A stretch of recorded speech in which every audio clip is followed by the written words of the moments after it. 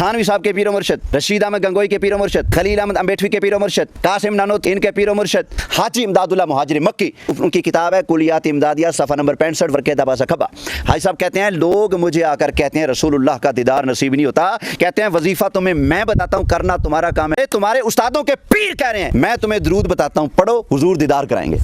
वो कहते हैं जुमा का दिन आए ना, जुमा पढ़ लो, शाम आ जाए इशा के बाद, इशा की नमाज़ पढ़ो, गुस्ल करो, गुस्ल करके बिल्कुल ताज़ा फ्रेश होकर सोने सुथरे कपड़े पहनो, खुशबू लगाओ, सफ़ेद सूट पहनो, इशा की नमाज़ पढ़कर नहा धोकर तैयार होकर मदीना शरीफ की तरफ मुँह करके ना बैठ जाओ, दुरूद और सलाम का विरद शुरू कर दो, ये सोचकर कि मैं मुस्तफ़ा जाने रहमत की बारगाह में हाजिर हूँ। हुजूर को दूर नहीं समझना, अपने आप को नबी पाक के कदमों में समझना है, और ये समझना है कि हुजूर सफ़ेद रंग का लिबास पहनकर, सावे रंग की पगड़ी पहनकर मुस्तफ़ा जाने रहमत जलवागर हैं, मैं हुजूर के कदमों में बैठा हूँ। कहते हैं फिर पढ़, पहले इधर ज़रब लगा, फिर इधर ज़रब लगा, फिर दिल पर ज़रब लगा। इधर कौन सी ज़रब लगानी है?